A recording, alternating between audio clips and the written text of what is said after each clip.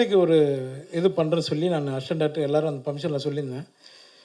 இப்போ அதை நான் பண்ணி ஆகணும். ஏன்னா அவங்கள மேடம் இப்போ தான் பார்க்குறேன் அவங்க ஒய்ஃபை நேரில். அது உங்கள் முன்னாடியே நான் பண்ணிடலான்னு இருக்கேன். பண்ணலாமா சொல்லுங்கள்.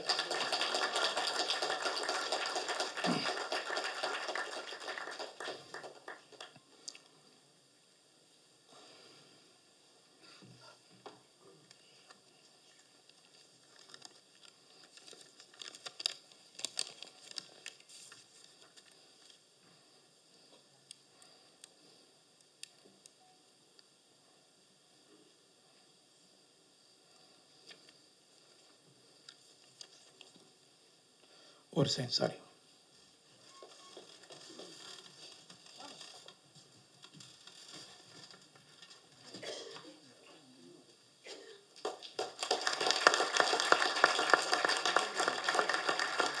எனக்கு கொடுத்ததுக்கு முதல்ல ப்ரொடியூசர் ரமேஷ் சார், உங்களுக்கு நான் ரொம்ப நன்றி தெரிவிச்சுக்கிறேன்.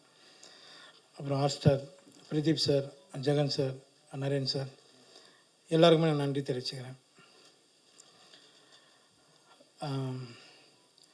சுரேஷ் சங்கையா வந்து எனக்கு காக்காமட்டிலேருந்து பழக்கம், அசிஸ்டன்ட் டைரக்டர்லேருந்து அவன் பழக்கம் எனக்கு. ஒரு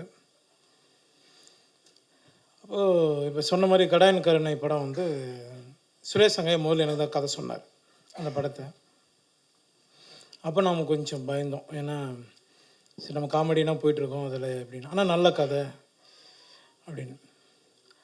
அதில் ஒரு கேரக்டர் சொன்னாப்புல, அதாவது பண்ணலாம். நான் அந்த டைமில் கூப்பிடும்போது என்னால் போக முடியாமல் போயிடுச்சு, சில இடங்கள் கமிட்மெண்ட்டில். அது ட்ராப் ஆனதுனால நான் அதில் நடிக்க முடியாதனால ஒரு வேளை சுரேஷ் சங்கையா என்னை வச்சு ஹீரோவை பண்ணணும்னு முடிவு பண்ணது எனக்கு வந்து பெரிய பாக்கியம் நினைக்கிறேன். ரொம்ப லைவான டைரக்டர். நான் மணிகண்டன் சார் அப்பப்போ சொல்லுவார், காக்காமோட டைரக்டர் அப்பப்போ சொல்லுவார், அவன்கிட்ட நிறைய விஷயம் லைவாக நிறைய சொல்லுவான் யோகி பாபு அப்படின்னாப்புல. கடைசியாக நாங்கள் ஷூட்டிங் பண்ணிகிட்டு இருக்கும்போது ஒரு முறை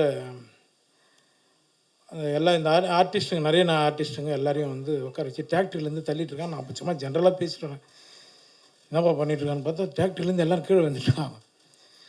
ஏய் என்னடா பண்ணிகிட்ருக்க அப்படி, லைவாக இருந்தால் தான் நான் சூப்பராக இருக்கும் அப்படின்னா, அதுக்காக என்னடா எல்லோரும் கீழே மண்ணு கொட்டுற மாதிரி கொட்டிகிட்ருக்க அப்படின்னு. எல்லா விஷயமும் லைவாக பண்ணி ஒரு விஷயமும் இந்த படத்தை பெரிய அளவில் கொண்டு வந்தது சுரேஷ் சங்கையா. ஷார்ட் எடுத்துன்னே இருப்போம், கேமராமேன் வந்து சார் வந்து ஃப்ரேம் செட் பண்ணுற கேப்பில் அண்ணா இன்னொரு கதை இருக்குண்ணா அப்படின்னு. என்னப்பா அப்படின்னு, இதே முடியலே போகணும் அப்படின்னு, கேளு அப்படின்னு. அந்த 15 நிமிஷத்தில் ஒரு கதை சொல்லியிருக்காப்புல என்கிட்ட. அடுத்த படம் இதான் பண்ணுறோம், ரமேஷ் சார்கிட்ட போய் போட்டுருவோம் போயிட்டு அப்படின்னு. நல்ல டைரக்டர் மிஸ் பண்ணிட்டோம். கருப்பணியப்பன் சாருக்கு நான் ரொம்ப நன்றி தெரிவிச்சுக்கிறேன் சார்.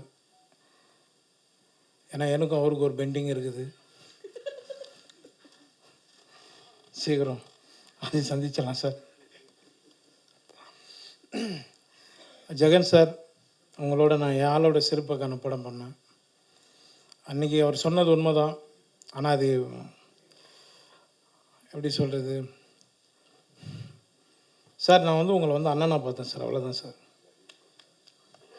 அப்புறம் நெல்சன் சார் சொன்னார், சீக்கிரம் அசிஸ்டன்ட் டைரக்டருக்கு நிறைய வாய்ப்பு கொடுங்கன்னு. நான் நிறைய பேர் கொடுத்துருக்கேன் சார். சுரேஷ் சங்கையா அசிஸ்டண்ட்டு 5 பேர் எனக்கு கதை சொல்லியிருக்காங்க. அதுவும் பேர்லாம் சொல்லாதீங்கப்பா, யார் பாரு நண்பா, நீங்கள் ஒன்றும் சொல்லக்கூடாது இல்லை எல்லாருக்கும். ஏன்னா நானும் ஒரு அசிஸ்டன்ட் டைரக்டராக தான் வந்தேன் ராம்பாலா சார்கிட்ட லொல்லு சப்பாலேருந்து. அதனால் அந்த வழி எனக்கு தெரியும். இன்றைக்கி வர்றதுக்கு முன்னாடி காட் ப்ராமிஸாக சொல்கிறேன், வர்றதுக்கு முன்னாடி 3 பேர்கிட்ட என் கார்டனில் கதை கேட்டுட்டு தான் வரேன். சார் சொன்ன மாதிரி பணம் முக்கியம் கிடையாது. இதே பரணி ஸ்டுடியோவில் ஏவிஎம்லாம் வந்து ஒரு டைலாக் 2 டைலாக் பேசுறதுக்கு ரோட்டில் நின்று இருக்கேன். பணம் முக்கியம் இல்லை சார், கரெக்ட் தான் சார். மேடை ஏறி சாமி இல்லைன்னு சொல்கிறத விட, ஆமாம் சார், அப்படி பார்த்தோன்னா நம்மளால் இஎம்ஐ கட்டவே முடியாது சார். ஊறப்பட்ட பிரச்சனை இருக்குது. அத்தனை அசிஸ்டன்ட் டைரக்டர் போகிறாங்க. இன்றைக்கி யார் சார் எந்த ப்ரொடக்ஷனில் நீங்கள் வந்து அவங்களுக்கு ஒரு வாய்ப்பு கொடுக்குறீங்க? கரெக்ட் தானே? அதனால் அதை நான் வந்து முக்கியத்துவம் கொடுப்பேன் சார். எப்போவுமே எல்லா அசிஸ்டன்ட் டைரக்டருக்கும் எல்லாருக்குமே நான் கொடுப்பேன். இன்னொன்று ஒரு சின்ன ஆசை அதிகம் பண்ணிகிட்ருக்கேன், எப்படியும் அதையும் எழுதிடுங்க நம்ம நண்பர்கள்லாம். ஒரு சின்ன கதை பண்ணி ஒரு அசிஸ்டன்ட் டைரக்டர் ஒரு வாய்ப்பு கொடுத்துருக்கேன் சார், ஒரு ப்ரொடியூசரை பிடிச்சி. அதுக்குள்ளே யார் அது, அதுக்குள்ளே யாரோ சொன்னாங்க அது எப்படி இருக்குன்றாங்க. சுரேஷ் சங்கையா, நீ வந்து மறைந்தாலும் எங்களுக்குள்ளே இருந்துட்டு தான் இருக்க. நான் அந்த பாப்பா வடிவத்தில் பார்த்தேன், பேச பேச அந்த பாப்பா அழுதுட்டுருக்கு. எனக்கு எதுவும் சுரேஷ் சங்கையை ஃபீல் பண்ணுற மாதிரியே இருந்தது அது. அப்புறம் நான் வந்து கடைசியாக வந்து குழந்த பிறந்ததுக்கப்புறம் தான் இதுவானாப்புல. நான் அந்த குழந்தைக்கு ஒரு இது பண்ணுறேன்னு சொல்லி நான் அசிஸ்டன்ட் டைரக்டர் எல்லோரும் அந்த ஃபங்க்ஷனில் சொல்லியிருந்தேன்.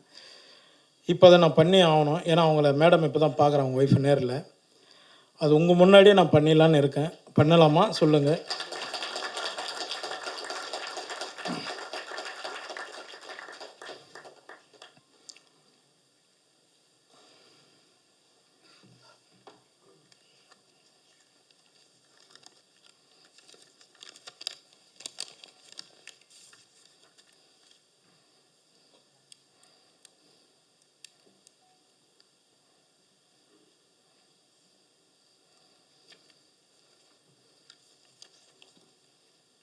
ஒரு செகண்ட், சாரி.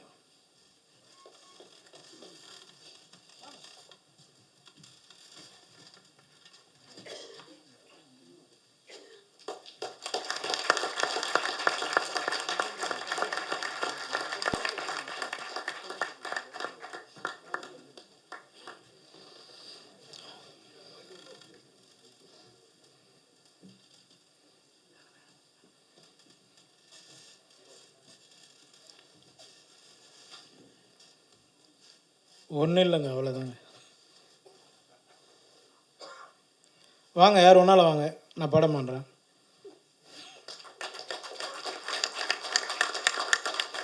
நான் ஒரு நம்பிக்கை வச்சுருப்பேன் சார். இன்னும் நான் மேடை ஏறி சாமி இல்லைன்னு சொல்கிறத விட மலை ஏறி சாமி கும்பிட்டுலாங்க. நான் வணங்குற முருகனை நம்பி இந்த படம் வெற்றி அடைய எல்லோரும் வேண்டிய. தேங்க்யூ.